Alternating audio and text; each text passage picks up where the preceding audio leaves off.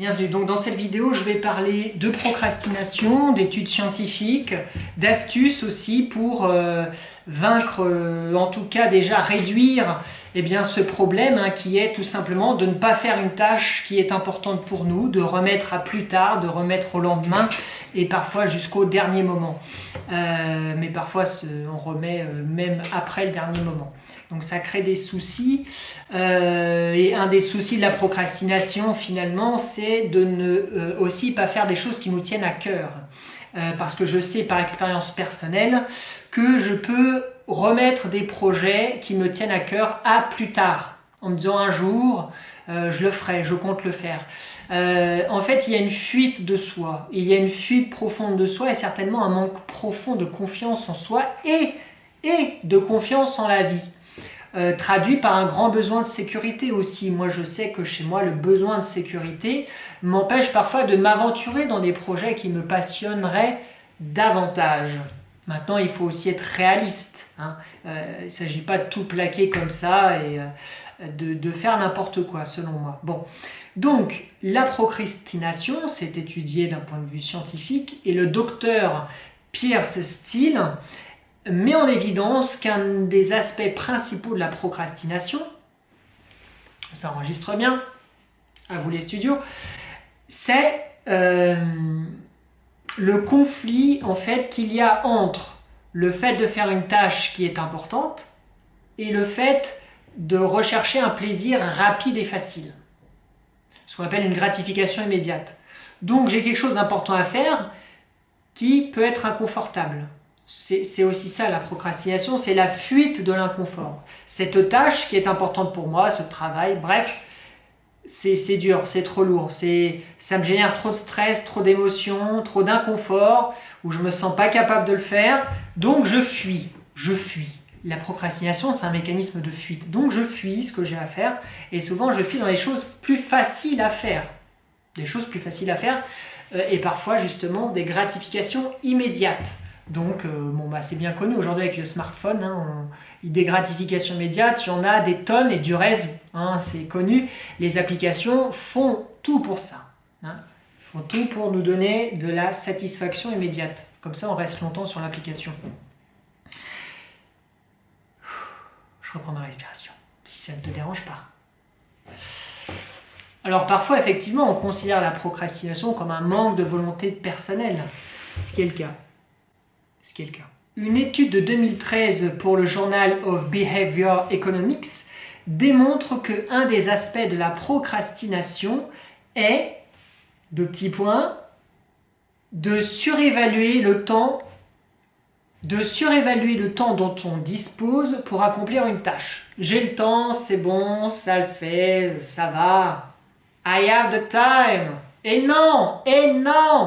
Donc une des astuces, si tu veux, pour contrer ce truc-là, c'est plutôt que de te dire ce projet j'ai encore 3 mois ou j'ai encore 6 mois, c'est de le mettre en nombre de jours. 3 mois, c'est 90 jours. Donc déjà la notion de jour, on se dit oulala, 90 jours, mais c'est plus réaliste en termes de temps.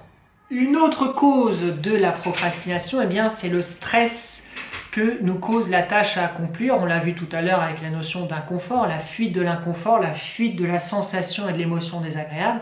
Le stress, en fait, comme ça mobilise notre biologie pour attaquer, fuir ou se figer, c'est des comportements automatiques, une biologie automatique, on va fuir d'autant plus la tâche qui est dure à faire. Comme on est en situation de stress, on est mobilisé pour autre chose. Qu'est-ce qui nous stresse? C'est pour ça que c'est important de se connaître soi-même.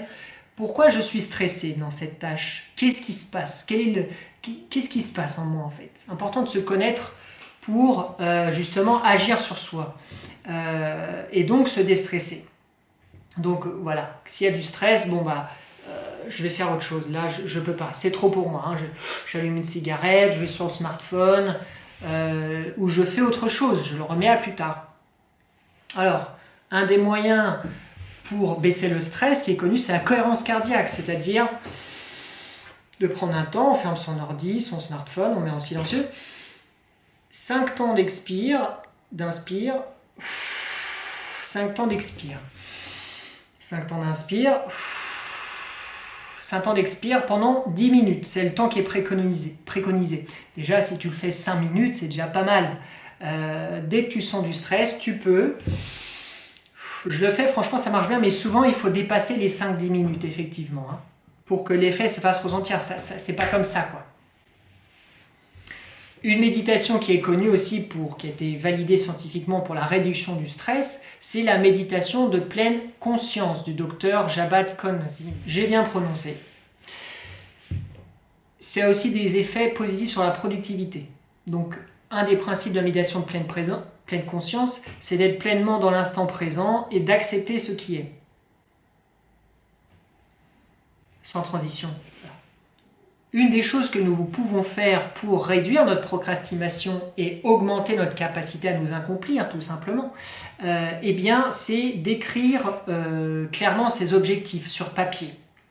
Si on sait précisément où on va, c'est mieux. C'est également d'établir des priorités. En effet, le docteur Donald Wetmore, fondateur de l'Institut de la productivité, a démontré que lorsque l'on écrit et qu'on établit des priorités sur une feuille de papier, on est de 20% plus productif que les autres. Il y a un autre outil célèbre pour la priorisation des tâches, c'est la matrice d'Eisenhower. Donc on prend un papier, on fait un cadran comme ça. Alors je le fais dans votre sens, hein. Et donc on met en haut le niveau de priorité et à gauche l'importance. Donc ça permet de dégager rapidement les tâches les plus importantes à faire aujourd'hui et celles que l'on peut du coup déléguer ou remettre à plus tard. Une autre façon de diminuer sa procrastination et d'améliorer sa gestion du temps, c'est la planification des tâches dans le temps et l'espace. Une étude de 2011 du Journal of Psychology a démontré que ça permettait de doubler le niveau de productivité. Enfin, il est important de diminuer les distractions. Une étude de l'Université de Californie a démontré que l'on met en moyenne 23 minutes lorsqu'on est distrait de la tâche qu'on est en train de faire pour se reconcentrer. Une des façons d'agir à nouveau contre la procrastination est tout simplement de connaître des astuces de productivité. Une méthode qui est bien connue, c'est la méthode Pomodoro, c'est-à-dire de toutes les 25 minutes de faire des pauses de 1 à 5 minutes. Il est prouvé que lorsque l'on fait des pauses régulièrement, de courtes pauses, eh bien, on permet à sa concentration et sa créativité d'être à son maximum. Une autre technique mise en valeur par David Allen dans son livre GTD, Get Things Done, est que si on peut faire une tâche tout de suite, si elle prend moins de 2 minutes, eh bien, il faut la faire tout de suite. Je mets un petit bémol quand même sur cet aspect parce que ça peut être un nouveau moyen de procrastiner. Imaginez, on a une grosse tâche à faire devant nous et on se dit « Ah bah tiens, il y a un truc qui me prend 2 minutes là, 2 minutes là ». Donc attention que ça ne devienne pas une nouvelle façon de procrastiner, ce qui est connu du reste. Hein. C'est un biais cognitif que nous avons qui est que lorsque nous avons quelque chose de compliqué à faire, eh bien on fait d'autres choses pour se dire à nous-mêmes que oui, on est productif. Voilà, on s'illusionne un petit peu en quelque sorte en disant bah ça va, j'agis, je travaille, je fais des choses, mais en fait on ne fait pas l'essentiel. On est encore dans la fuite de l'essentiel. Le docteur David Meyer de l'Université du Michigan a mis en exergue le fait que lorsqu'on multiplie les tâches à faire dans la journée, eh bien on peut perdre 40% d'efficacité dans notre productivité. Donc une des méthodes, c'est d'agir par lot, c'est-à-dire de regrouper le type de tâches dans le même temps.